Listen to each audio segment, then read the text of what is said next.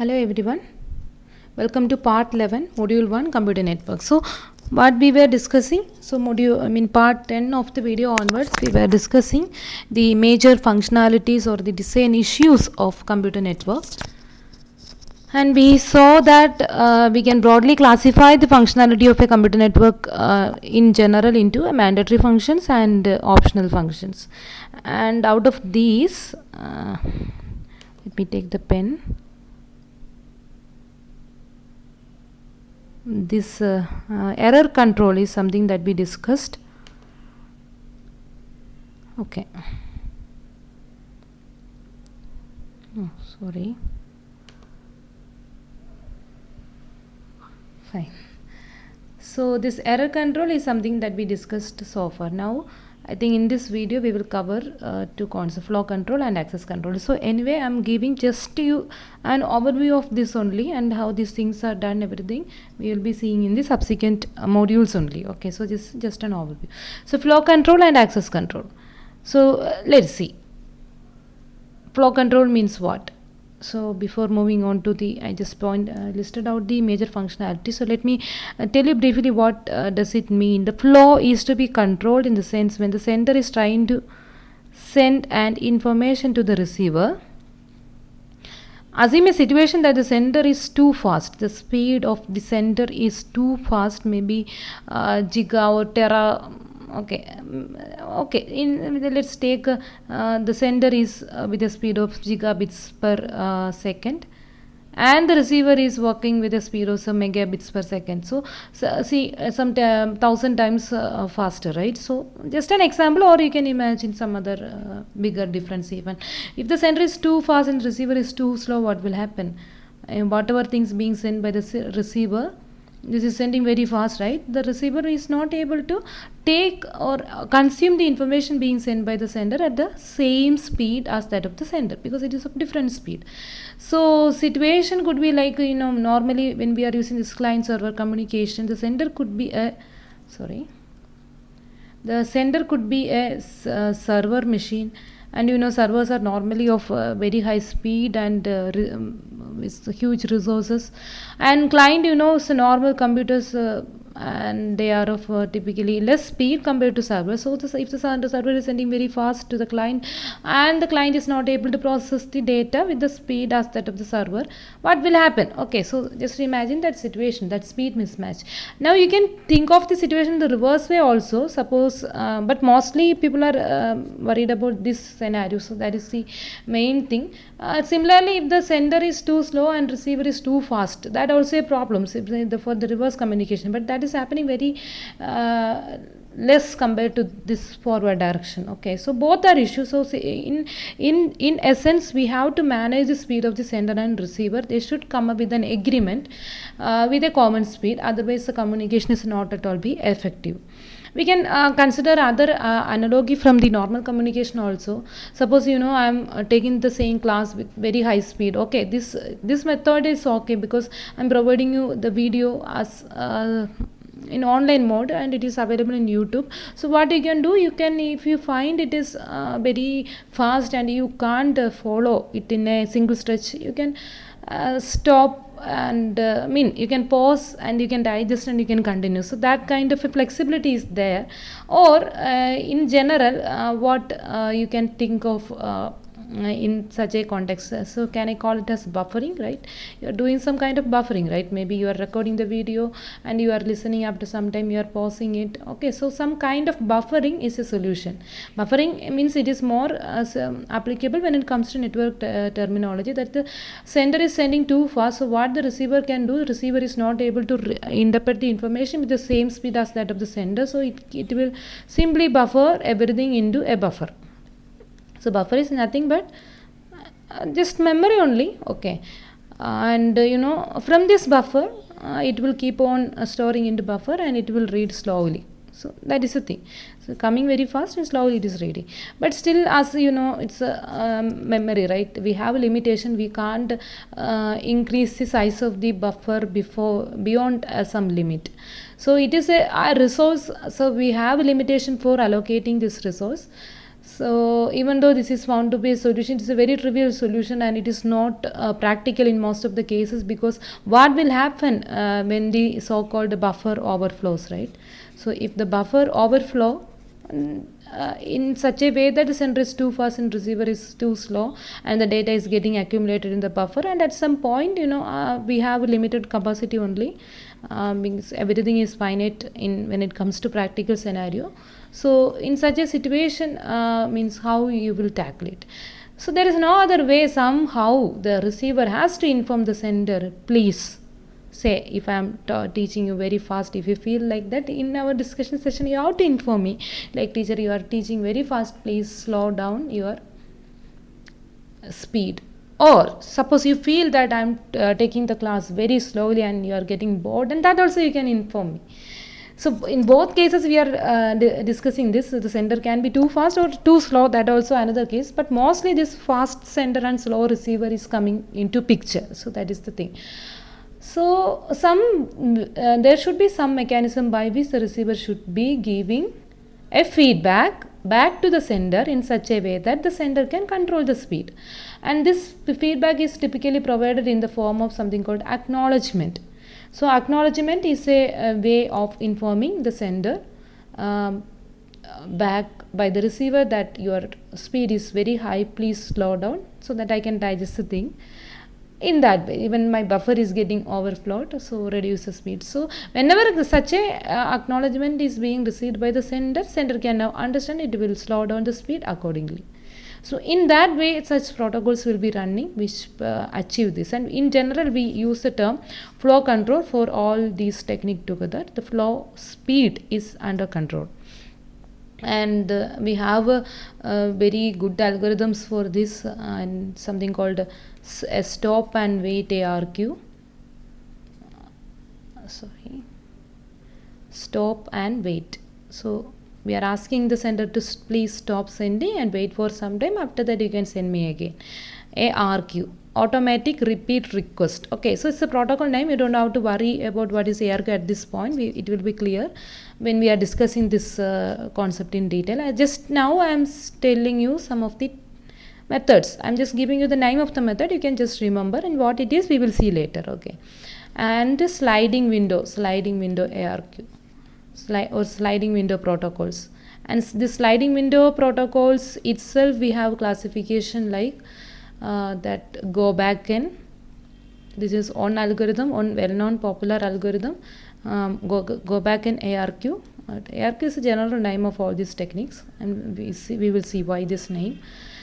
And selective reject or selective repeat ARQ. Okay, so these are all some of the well-known technology that we are using in the literature, and a combination of these two in the form of different protocols at different in the form of different algorithm. These are being used by different protocols, okay, at different layers of the model. So that about it. I hope you got an idea about it. Now let me clear the screen, and let's see the points we discussed. So when information is sent from one host to another over a single medium, it is required that the sender and the receiver should work at the same speed. So that is, the sender sends at a speed on which the receiver can process and accept the data. Okay, so sender should not be too fast. If the sender is sending too fast, the receiver may be overloaded and data may be lost. So we are considering the problem in one direction only, but theoretically we can think of the opposite scenario also, but this is mostly coming as a problem when it comes to computer network. So one solution is like what we discussed. The buffering is simplest solution, but what will happen when the buffer overflows? We have an alternative method called takes the proper feedback from the receiver back to the sender, or there should be some mechanism by which the receiver is able to send feedback back to sender, and normally call this feedback as acknowledgement message. And we have techniques like stop ARQ technique in general, and popularly the sliding window protocols, and these things we will see in our subsequent discussion. Now, so that about the second functionality, error detection, we already discussed in the previous video. This is flow control techniques. Flow control, okay. flow control. Now another functionality that you can think as a mandatory functionality for implementing any computer network solution is media access control. So in general you can call it as access control, but if I am saying like access control, that term may be interpreted differently. So the general interpretation of access control also I listed in the next slide, but mainly when it comes to computer network access control, we are mainly worried about media access control, but the other scenario also we are considering. Okay, so media access control, we have a popular protocols for that, the MAC media access control, MAC protocols were there. And what is happening, again let me tell you. We have a common shared link, right? So most of the cases a bus topology something, and to this the devices will be connected in this way. So this is when it comes to a local area network. This is a picture.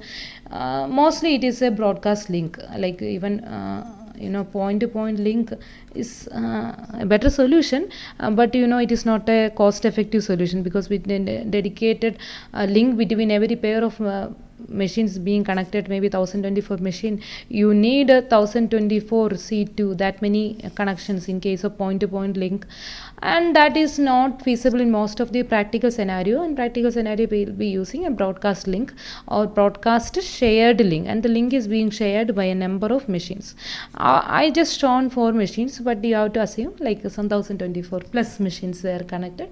And in such a situation, suppose a machine want to communicate something to someone else. Okay, so this A want to communicate something into a remotely located machine, say D. Okay, so it want to send some information. So what it will do is, the very first thing it has to do is, it has to get the control of the medium. Okay, somehow it should get the media control. So why it is so important? Because without taking the control of the media, or without ensuring that the media is free, if A is sending some information, and assume that B also want to have some communication with E. So A want to communicate with D and B want to communicate with E. An example. So both A and B may send the information at the same time. So what will happen? Together the information is there in the medium and it may get collided, right? Collision. Collision is a problem. So that such collision we have to take care. So I hope you got an idea, because this is just a signal only, means I am sending some information, means some kind of binary information I will be sending, and this B is also sending, and everything is being represented in the form of signal. And these signals with some amplitude and all, when two signals are in getting contact with each other, the signals may add up, it may subtract. Such issues, right? So such scenarios, and the actual information may be lost, and that is what we call as collision. And see, now this kind of a scenario, like this collision should not happen. So that is our main goal. So how you can ensure it? You have to see that before sending the media, you have to ensure that the media is free. So send information only when the media is free. So how to ensure that the media is free? We have a proper, so in general we use a term called carrier sensing. So carrier of the information, and we are trying to sense the carrier, right? Carrier is another terminology for this media, and we are going to sense the carrier before sending the information. If the carrier is free, we will send, otherwise we will refrain from transmission. We will wait for some random amount of time and we will try again. That is one solution. We have a number of other ways also, and we have a popular protocols like Aloha protocols were there, and then this carrier sense protocol, in general we call them as the carrier sense multiple access protocol, CSMA. Multiple access in the sense many people are trying to access a medium, CSMA protocol with the collision detection, with the collision avoidance. Such variations were there. The CSMA per CD is very important, and this is the popular media access control protocol that is being used in the Ethernet, and that is something we discussed in the, when we discussed a wired local area network. And again we will see them in detail in our subsequent modules. Okay, so anyway, so this is the overall idea about media access control. He, okay, just ensure that the media is free, but in worst case, that checking is not always feasible, and we have some difficulty to ensure 1024 plus machines were connected to the media, and a particular person is ensuring that the media is free. That is not an easy task. So one way is means some it will means you can imagine, right? So how we will check it, or there is mechanisms like a token passing, so that is a simple solution you can think of, some special information, special packet called a token. And just like when we are in a queue, we are using a token like that, we can generate this special packet, and this will be communicated over the devices which are connected to the shared link. And when A is getting the token, A can send the data. When B is getting the token, B can send the data. So that it is a very good solution. It is 100% collision free solution. Okay. So such collision free solutions are there, and certain solutions, but this is something costly solution, the token management. If the token itself is erroneous, like that, many things we have to think of, and we have to tackle all those things, and time consuming. Like sometimes this one person may take the token and he will not let it others to give send the data. Okay, so many things we have to consider when it comes to collision free solutions like token passing. But in most of the practical scenario, if you are looking at Ethernet and all, they are not using this kind of a solution. Instead, they are following something like so without any rigorous checking, simply it will check the neighborhood, and it will send the data if it is found to be free. And at some later point, if collision is happening, they will let the collision happen, and whenever there is collision, the collision will be tackled by collision detection. There is some way of detecting the collision, and once the collision is detected, it will retransmit the information. So that kind of a solution is what is happening in CareerSense multiple access. Anyway, I'm just going somewhat detail. That much detail is not needed. For the time being, you understood what is media access control. So how the access to the communication media is happening without any collision. So in a collision free manner it should happen. Okay, so let me erase everything and let's see the points. So a media access control is a network data transfer policy that determines how data is transmitted between two computer terminals through a network cable. So here, what about the communication between two devices? But in general, you have to think of a scenario like what we seen in the previous slide. So the media access control policy involves sublayers of the data link layer, that is layer 2 in the OSI reference model. So this OSI reference model, again we will see in detail in our subsequent discussion. So we have a 7-layer model. Out of those 7 layers, we have the second layer, layer 2, that is a data link layer, which is responsible for this media access control. Okay.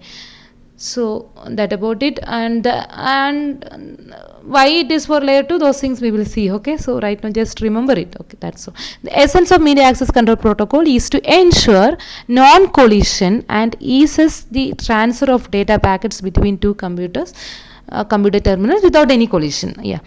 A collision takes place when two or more terminals transmit data or information simultaneously. So this leads to a breakdown of communication, which can prove costly for organizations that lean heavily on the data transmission. So whenever means collision is there, the communication breakdown will happen, and that will leads to a costly solution for the communicating parties. So such scenario should not be there. There should be some way of controlling access, and we should reduce the collision, and there should be proper method when it comes to collision for handling it.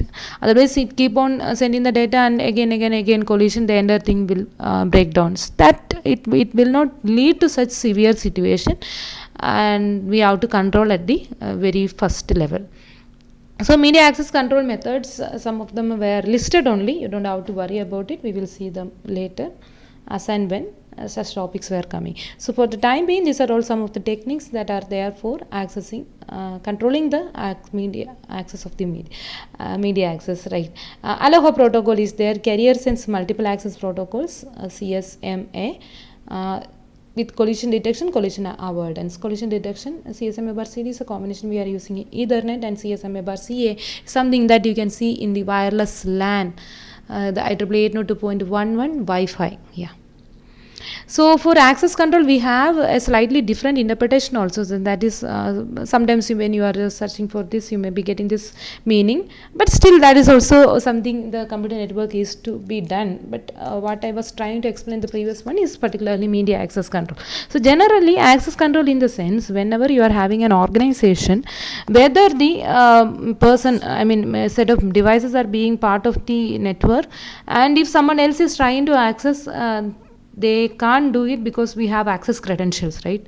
So using such technique means ensure that the very correct users, the authenticated users were using the your network or not. So network access control is a method of enhancing the security of a private organization network by restricting the availability of network resources to endpoint devices that comply with the organization security policy. So organization security policy should be known to the end devices, and they should comply with it, and they should know, or in other words, they should know the credentials and policies. Accordingly, they should be able to access. If someone else is coming without any good knowledge about it, he should not get access to the enterprise network. The network access control scheme comprises of two major components, such as restricted access and network boundary protection. Normally, these are terminology that will come into picture when we move on to this topic in detail. Restricted access should be restricted to those who are part of the organization, and we have to properly define what is boundary of the network, and that boundary should be protected from unauthorized access. So this is also something that is to be done by the computer network only, but mainly as a mandatory functionality when we discuss access control. I think some material we are discussing like access control in this way, but I feel like media access control is somewhat more important than this. Okay, so this is something that's a different topic that will come under security in detail. Okay, so that is also needed, but at the same time, for a very first level, we have to ensure the access of the media in a proper way. So then after, we have the issue of the general security related threats. Okay, I think we can stop at this point, and subsequent video we will see more functionalities.